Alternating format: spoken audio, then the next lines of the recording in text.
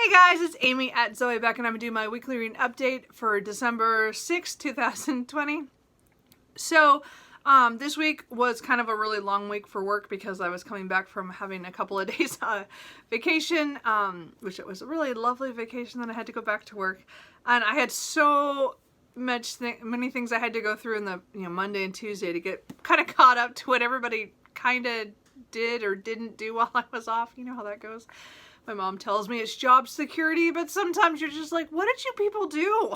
Anyway, so I had to deal with a lot of that. And then the week was just kind of a little boring because we're kind of in our transition period of the summer, fall season into our winter season, and there are things changing, so things are being switched up, and so there's kind of like a little things that are kind of, some things are slowing down because of the weather, and then other things are gearing up. So it was kind of an interesting week that way. So I did read a lot, even though I didn't read like almost anything at work on my breaks or anything because people kept interrupting me, but really I read quite a bit this week. So I'm going to go through the books that I read this week, and then the books I'm in the middle of. I can't even remember what I'm supposed to normally say. Okay, so the books I've read, the books I'm in the middle of, and books I think I'm going to read in the next week. So, I think I finished, well, technically I finished 4 things. So, anyway, that's pretty good. So, the first one I finished was United States of Japan by Peter Tiras. So, this is alternate history on Japan and Germany winning the World War II and them taking over possession of the United States, kind of splitting it. So the West Coast is now the United States of Japan. So this was really an interesting take on alternate history. I did try to read The Man in the High Castle, but I just didn't feel it. And I go, well, I'll just read this anyway, even though this was it's kind of based on that same idea. But I thought he did a really good job. There was a lot of, again, it was not my favorite, let's just be honest, but it was a fun ride in a lot of ways. It went in ways I didn't expect. So we have Captain Beniko Ishimura, who who is questioned by so he's in the army, and he, or the military, so he deals with cyber censoring or something. He looks at computer games and what people's conversations on this, and it just takes place in 1988. So technology is way advanced compared to what we were in 88. Well, let's just put it this way, because again, it's alternate history, and things, again, the tech is all very, very different, and again, it starts from when the World War II, the difference in the tech there as well. So it's all very, a lot more advanced than what we would have been. And then he's being questioned because of his mentor, because something's going on, and there's this kind of rogue game going on called the United States of America. And what it is it's like propaganda for the resistance group, which are called the George Washingtons, who are trying to, win independence back from Japan. So there's a lot of stuff going on in this. I think the world is very fascinating on the little tweaks he made. We do have even the mechas, like the big robots, like that just was in there, and it was like, I wanted more of that, to be honest. That was, again, growing up watching, a lot of Japanese anime, and definitely when, Neon Genesis, oh god, I'm not gonna be able to say that word. Evangelion, sorry. And it just, like, I want the big robots. Anyway, but it was really cool how those were in there. It just wasn't enough for me. So I'm hoping he has some other books. I think they're in the same world, but I'm not quite sure. I'm gonna have to check more into it. But I did enjoy this enough to get through it all the way through. It wasn't like I had any moments where I disliked it that much. It was just not as good as I was hoping. There was some good twists on the storyline of what was going on in Beniko's life, and then also the agent who's with him, or who was first interrogating him, and then they're both kind of on the outs together, and things that they do are just crazy. It's just, some of it was just outrageous, but it was still fun, and it was a really quick read. The chapters aren't too long, and it was just over a few days. Like it would say like a times of when things happened during the day. It was just very interesting. Anyway, overall, I really liked it. I think it was fun. I'm definitely going to hand this off to my brother, but I might look into getting one of the other books to see if I would like that as well. I just said it wasn't my favorite. It's not something I'm raving about. I'm just saying it was fun. It was just a fun alternate history, and I hadn't read many alternate histories. I don't think I've read any this year. I don't know, I'll have to look. But not very many, and sometimes I just find those really fascinating, the tweaks that they make of history. And again, this one, the best part of the tweaks in here, other than the tech was really much more advanced in 1988 than it was for us, was also the way that how they showed World War II, the things that happened in World War II that we don't actually see but we hear about, and how decisions were made on the Japanese and the German side that tweaked the war to make it so they were able to win. So I thought that was a really cool twist. And again, I don't want to give away what the differences were, but I thought that was a really, really cool little detail, especially if you know enough about history. So anyway, I really overall enjoyed that. And again, we'll pass that on to my brother now, since I forgot. And then I reread The Blacksmith Queen by G.A. Aiken. I love this book. This is one of my best books of the year. So this is fantasy, really light fantasy. So it follows Keely, who is a blacksmith.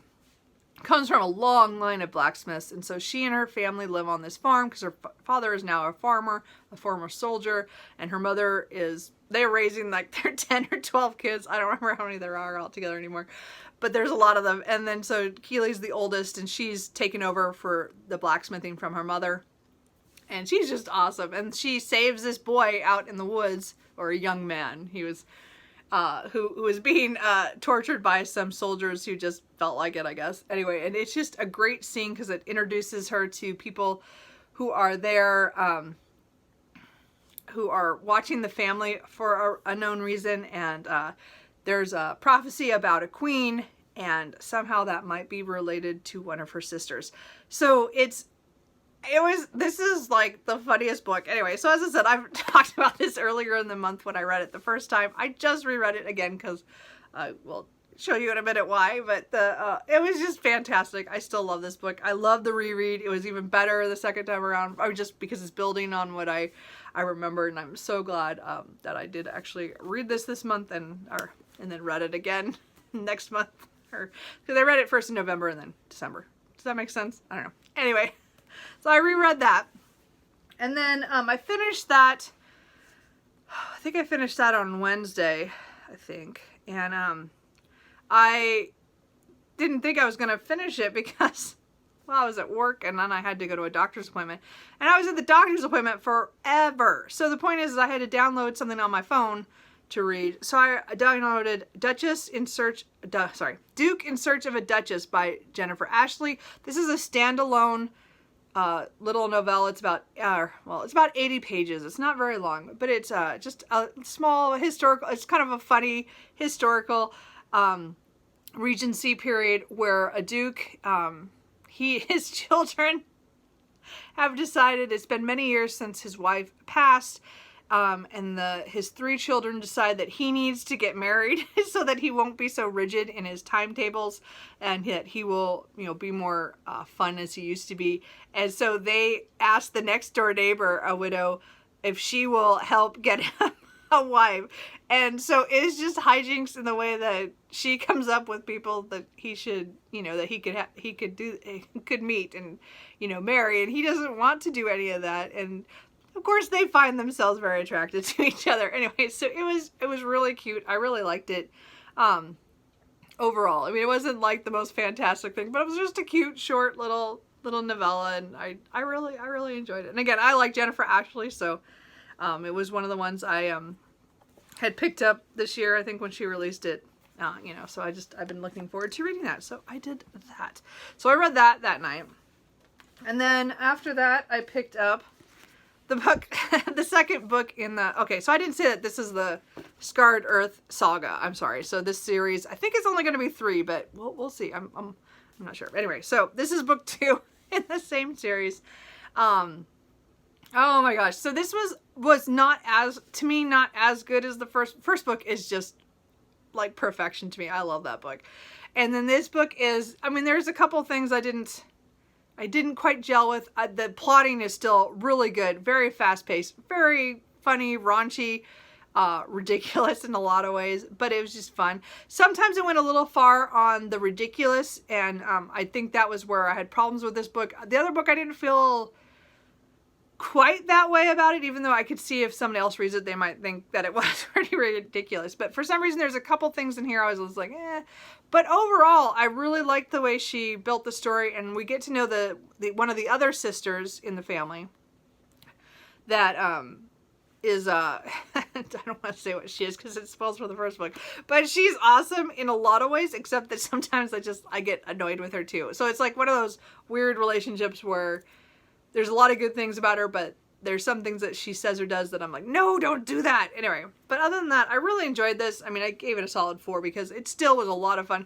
I mean, again, this would probably edge more to the 4.25, 4.5 if it wasn't just for a couple of those little elements, because the rest of it was just fantastic. And we get the characters in here. Again, these are light fantasies. The world building is not huge. It has its own world, but I mean, it's like, she doesn't spend a lot of time explaining it. She throws out, she puts out the dwarves and the elves and and like groups of things that from other fantasies. So she doesn't really explain that. But again, there's all the royal stuff that happens in the first book and then into this one. So it was really, really interesting the way this book, I thought it was a really interesting second addition to the series. I still liked it. I'm just saying I'm nitpicky. I can't give it a 5 because it just didn't give me the love that I had for the first book. Cannot wait for the third book. Of course, this just came out in end of November, so I have to wait a whole year at least. I don't even see on her website when her projected due date for the third one is, and it left on a cliffhanger, like a really big cliffhanger, and I'm like, no. I mean, it was a good one. Don't get me wrong. It wasn't like, I mean, it's not like, I don't know how to explain it. It was really a fun cliffhanger because I want to know what happens next, but I don't have the book. Anyway, so, I mean, again, overall, I still had a really fun time with this book. As I said, it may not be as good as the first book, but I think it's a good, solid second, if that helps you in any way. Okay, then I finished that, so those are the books that I finished. So those are the 4. So a book that I started in between my reread of the Blacksmith Queen and then starting The Princess Knight, I did try to start Ring Shout by P. Djeli Clark. And I've really liked his old Cairo, or his Cairo series. I did like that a lot. I like The Haunting of Tram 015, and I can't remember what the other little short story that I read. And I can't wait for the novel that's supposed to take place in that. I think it's coming out late next year or mid next year or something. Anyway, so I've heard so much about Ring Shout, and this has to do with so it's like the clue. So it's like about 19. It's like 22 or so, I think. I can't remember what the actual year is. It's in the 20s. I just don't remember how far. It wasn't very far. And we're following some women who are bootleggers, but they're also like hunting monsters. And Marseille is the one we're following.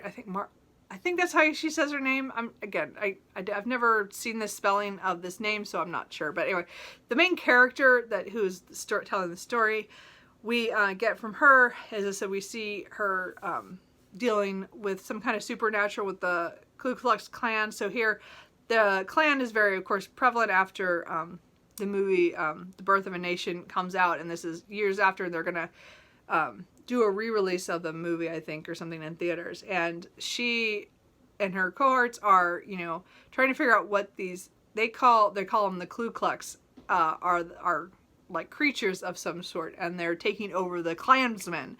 And it's really kind of a little, fantastical alternate history, of course. So I've heard such good things about this. And again, I loved his other work. I love the other two, the short story and the novella that I read. I really, really enjoyed those. And I am just struggling with this. I am 80 pages in of 185. And I don't know if I can do any more of this. And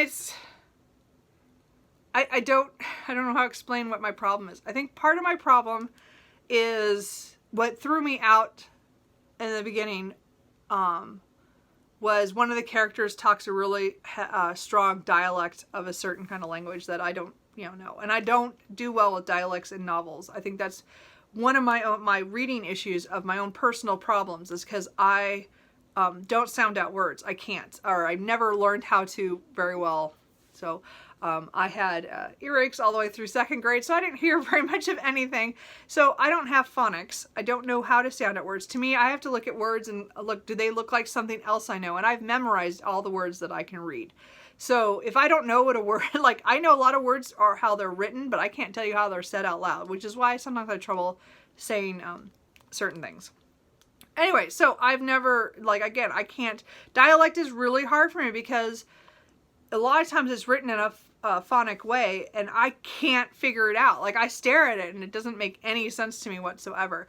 And it was just so far one character who does that in here, but it was enough that it threw me out. Like it tossed, like my brain just was like, I can't do this. So I had put it down on Thursday or Friday. I don't remember which day I had started it. And then I did read a little bit more of it yesterday. Well, no, I read a little, no, I must have done it Thursday a little bit. And then I got to the part where I got in trouble and I had trouble reading it. And then I read about 20 pages Friday, and then I think I read almost, well, about 16, 17 pages yesterday. And I'm not connecting with it. There is these cool fantastical elements. I don't quite know what's going on. I think there's a lot to this. It's just, I'm struggling with reading it because I was thrown out of it so violently by the dialect. That, again, it only happens with one character, but it was enough that I hadn't a clue what she's saying. And to me, it ruined it because I couldn't tell what was going on. So I don't know if I'm going to finish this book. I hate to DNF it for such a short book, but I have 105 pages left, and I just don't know if I want to struggle through this for my own. So many people have raved about this and given it 5 stars that I watch here on BookTube, and I get it, but I also am like, I'm just not connecting. So I don't know. What do you guys think? Let me know. I don't know. As I said, I'm struggling. And then let's talk about my struggle of yesterday. So I picked up the Christmas Wish. That would make it more fun. Actually, no. Okay. The Christmas Wish by Tilly Tennant. A heartwarming Christmas romance. So far, no. Anyway, point is, I picked this up for the bitter single ladies read romance. I really want to take part in their read-alongs, and I hadn't had a chance in the last couple months, so I thought, okay, I will pick up this one because it was a Christmas one. I was already leery going into this. You guys know how I feel about contemporary works. I really don't get along with them. I still don't really get along with them. But I thought, oh, well, if it's a cute Christmas one, maybe I'll be okay, because it was kind of heartwarming. Now, my first problem was, and I knew it when I bought it, so I did buy this copy anyway.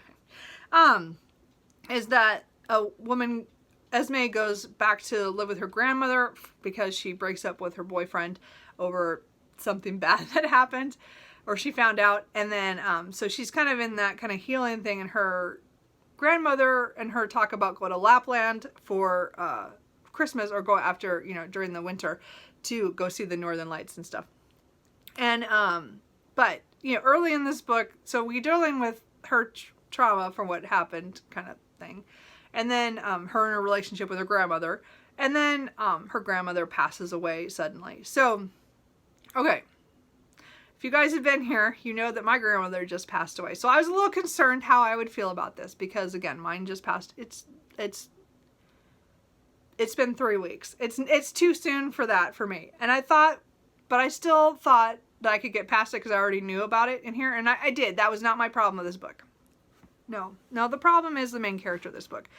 And so I'm not going to read this book, but I'm going to go to the single ladies, the bitter single ladies read romance. I'm going to try to watch their live show when they get to it, because I want to see what other people say about this, because this pissed me off so bad. Like, I'm 52 pages in and I went, oh, we are done.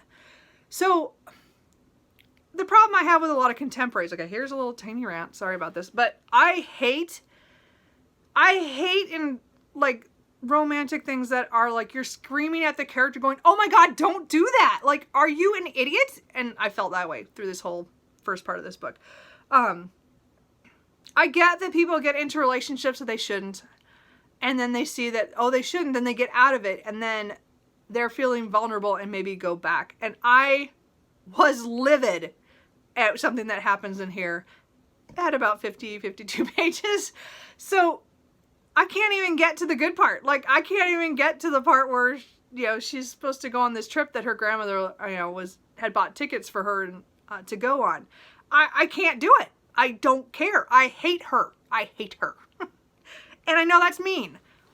But there's things you just react, and again, I was worried it was going to be the part about the grandmother, because again, that part was sad, and again, it was hard because it's not that far in my past that, it still was hard for me on that one. But it was her, the main character, Esme, that really pissed me off. And yeah, I'm not going to read this book. DNF'd at 52 pages. And so I still want to listen to the live show and see what happens. I hope they enjoy it better than me and they don't have the reaction I have. But I was so mad. I was just livid. Clearly. I hate stuff where,